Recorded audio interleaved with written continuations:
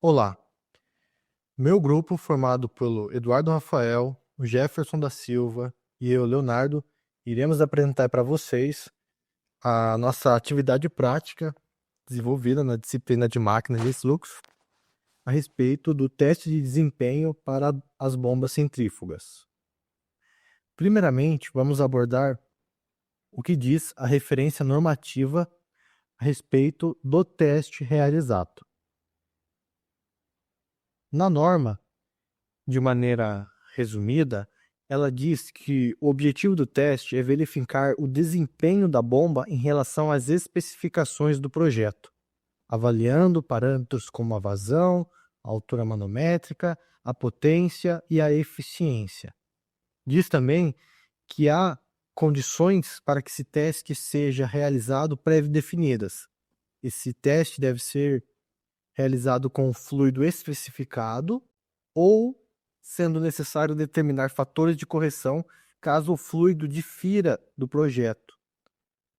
Diz também que é necessário garantir condições controladas e estáveis durante a operação.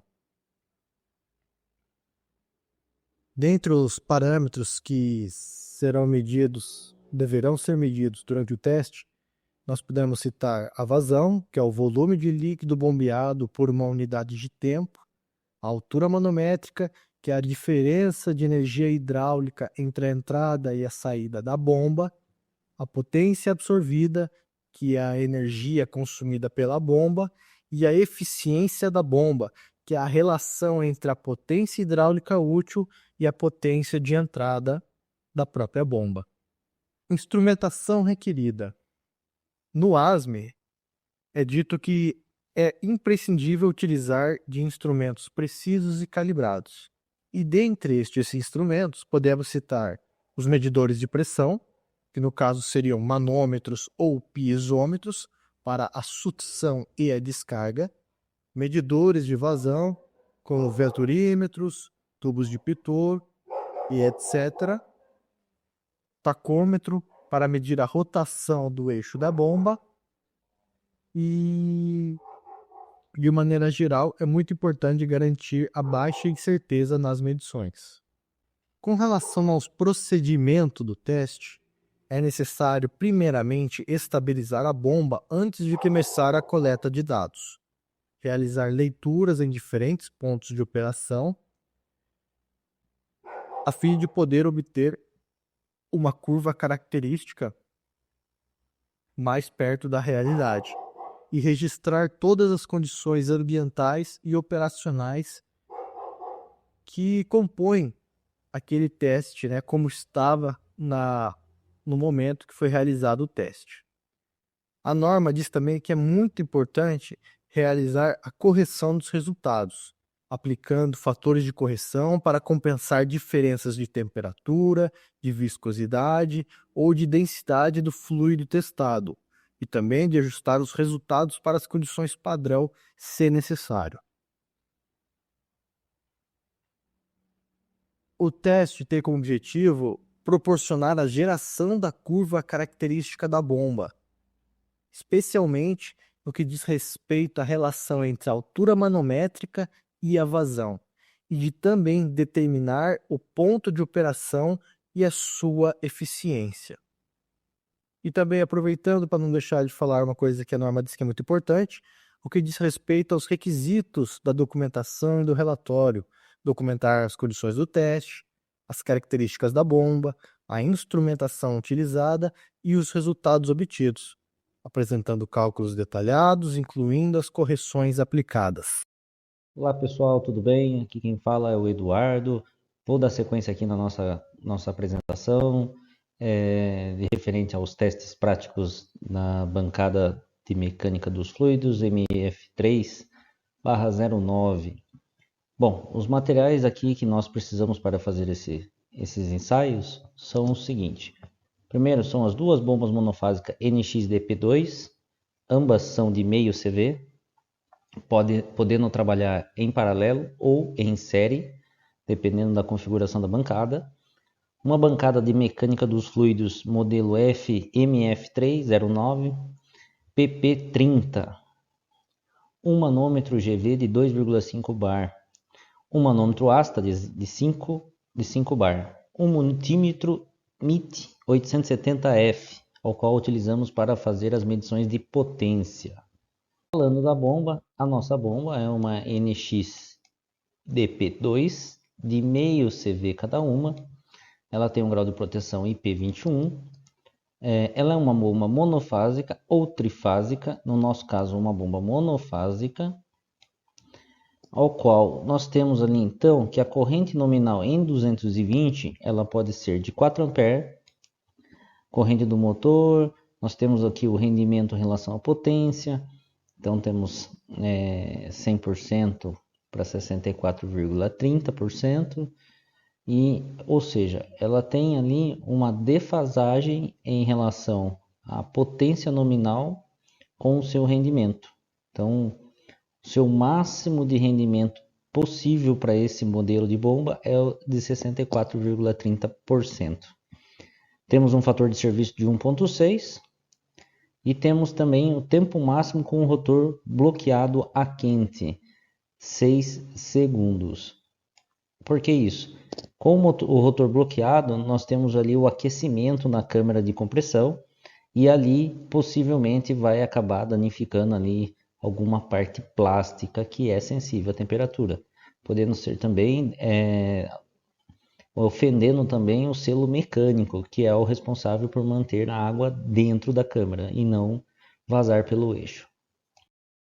Bom, pessoal, falando um pouquinho também na bomba monofásica NX-DP2, temos uma informação importante aqui que devemos nos atentar. Esta bomba permite 3 partidas por hora, sendo que 2 partidas ela trabalhando com o fluido na temperatura ambiente. E uma partida é permitida com a temperatura ao qual a bomba vai estar trabalhando. Eu acredito que a bomba vai estar trabalhando ali próximo dos seus 30 a 40 graus. Considerando então a nossa NX-DP, essa bomba ela permite uma pressão máxima de sucção de 1 kg por centímetro quadrado, uma pressão máxima de operação de 4 kg força por centímetro quadrado. A temperatura de trabalho dela é de 5 graus a 35 graus positivos. A sua vazão mínima, condição de 1,4 m3 por hora. Ela é uma bomba de 1 estágio e a temperatura ambiente deve ser menor do que 40 graus Celsius. A projeção de resfriamento do motor é projetado por uma temperatura ambiente menor do que 40 graus Celsius. Bom, pessoal, estamos falando um pouquinho da bancada MF309. Ela é uma ferramenta essencial para o estudo prático da mecânica dos fluidos. Permite realizar experimentos como medição de vazão, análise de perdas de cargas e comprovação da equação de Bernoulli. Com ela, é possível explorar regimes de escoamento laminar e turbulento, utilizando o número de Reynolds como guia, além de avaliar o desempenho de bombas e sistemas hidráulicos com precisão. A estrutura da bancada combina robustez e funcionalidade, com componentes transparentes que facilitam a visualização dos fenômenos e instrumentos como manômetros, válvulas de controle e sensores de pressão e vazão, garantindo medições confiáveis. Também conta com bombas e tanques recirculáveis que permitem uma operação contínua e eficiente durante os experimentos. Os testes realizados seguem normas técnicas internacionais, como a ISO 5167, que padroniza a medição de vazão, e a BNT-NBR 10412, que estabelece critérios para dimensionamento e análise de sistemas hidráulicos. Essas normas asseguram a qualidade e a comparabilidade dos resultados, tornando a bancada ideal para o ensino, pesquisa e validação de conceitos em engenharia. Neste slide, vamos falar um pouquinho sobre o procedimento experimental, ao qual o procedimento inicia-se pela circulação do fluido do reservatório A para o B, através de um tubo de mesmo diâmetro. A bomba é acionada por um motor elétrico, ao qual nós conseguimos fazer uma medição dessa potência aplicada nessa bomba e também da pressão da saída dessa bomba. Conseguimos também fazer o controle de fluxo através dessa válvula reguladora e com isso medir a o retorno de fluido através de uma câmera dentro do reservatório com uma escala milimétrica. Este desenho aqui, ele não está de acordo com o que a gente tem na prática, mas seria mais ou menos assim. Ok, pessoal? Dando continuidade, agora entramos na parte mais crucial do nosso estudo, os resultados obtidos. Aqui veremos como os parâmetros analisados como vazão, rendimento, pressão e potência se comportam em diferentes condições operacionais. Esses resultados fornecem insights importantes sobre o desempenho das bombas centrífugas testadas. Antes de mergulharmos nos gráficos, é importante entender que cada curva apresentada reflete a interação entre variáveis específicas. Isso nos ajudará a determinar o ponto de operação ideal e os ganhos ou perdas de eficiência durante o funcionamento. Vamos observar as tendências e discutir o que elas significam na prática. Este gráfico é fundamental para entendermos como o rendimento da bomba varia em função da vazão. Perceba que, conforme aumentamos a vazão, o rendimento começa a cair. Isso ocorre porque em baixas vazões, as perdas hidráulicas são minimizadas, mas ao excedermos o ponto de operação ideal, o sistema se torna menos eficiente devido ao aumento do atrito e da turbulência. Note a importância de identificar o ponto de eficiência máxima. Como nossa colega mencionou anteriormente, a ficha técnica dessa bomba fala que trabalhando a 100%, ela tem um rendimento de 64,3%. Mas analisando o gráfico, vemos o ponto de intersecção no arranjo em paralelo com aproximadamente 66% de rendimento, em série com aproximadamente 62% de rendimento, e no simples com 60% de rendimento. Na prática, operar próximo a esse ponto reduz custos energéticos e aumenta a durabilidade do equipamento. Por exemplo, em aplicações industriais como irrigação ou movimentação de fluidos em processos químicos, ajuste para manter a operação nesse ponto podem trazer economias consideráveis. Aqui analisamos a relação entre vazão e pressão. Este gráfico mostra que ao aumentarmos a vazão, a pressão tende a cair. Isso é esperado em sistemas de bombeamento devido à redução da altura manométrica disponível para o fluido quando o volume transportado aumenta. Um detalhe importante é observar como a curva se comporta próximo ao limite de operação da bomba. Quedas bruscas na pressão podem identificar problemas como cavitação ou limitações no dimensionamento do sistema. Em aplicações reais, entender essa relação ajuda a evitar falhas operacionais e dimensionar adequadamente a tubulação e os componentes conectados à bomba. Este gráfico ilustra como a potência absorvida pela bomba varia em função da vazão. Notamos que conforme a vazão aumenta, a potência necessária para o funcionamento também cresce. Isso acontece porque a bomba precisa trabalhar mais para superar a resistência hidráulica no sistema. Esse comportamento é crucial para projetistas e operadores, pois auxilia na escolha do motor mais adequado. Um dimensionamento correto evita sobrecarga e falhas prematuras, otimizando o consumo energético. Aqui, a análise é indispensável para setores como abastecimento de água, onde a eficiência operacional tem impacto direto nos custos de operação. Por fim, temos a relação entre rendimento e potência. Esse gráfico nos ajuda a identificar como o rendimento varia em função do esforço exigido pela bomba. Observamos que há um intervalo de potência onde o rendimento é máximo, reforçando a importância de operar dentro dessa faixa. Essa análise é particularmente relevante para a manutenção preditiva. Operar fora da faixa ideal de potência pode indicar desgaste do rotor, desbalanceamento ou até mesmo problemas no fluido bombeado, como viscosidade ou densidade diferente do especificado. Portanto, monitorar esses parâmetros regularmente é essencial para garantir a confiabilidade do sistema. Chegamos agora à etapa mais importante da nossa apresentação, as considerações finais. Tudo o que discutimos até aqui, desde os procedimentos experimentais até os resultados obtidos nos gráficos, converge para uma análise fundamental. Como as bombas centrífugas operam e quais fatores interferem diretamente em seu desempenho. Primeiramente, vale destacar a importância do processo de transferência de energia do rotor para o fluido, que é a essência do funcionamento de qualquer bomba centrífuga. Durante o estudo, observamos que essa transferência depende de variáveis-chave como vazão, altura manométrica e potência. Essas grandezas não estão isoladas. Pelo contrário, elas interagem de forma dinâmica, criando as curvas características que analisamos nos gráficos anteriores. Aqui entra um ponto essencial, o ponto de operação ideal. Ao longo dos testes, verificamos que existe um ponto específico onde o rendimento da bomba é máximo. Esse ponto representa o equilíbrio entre as variáveis operacionais e indica a melhor eficiência possível. Em termos práticos, operar próximo a esse ponto é crucial para reduzir custos e otimizar o consumo de energia. Por exemplo, imagine um sistema de irrigação agrícola.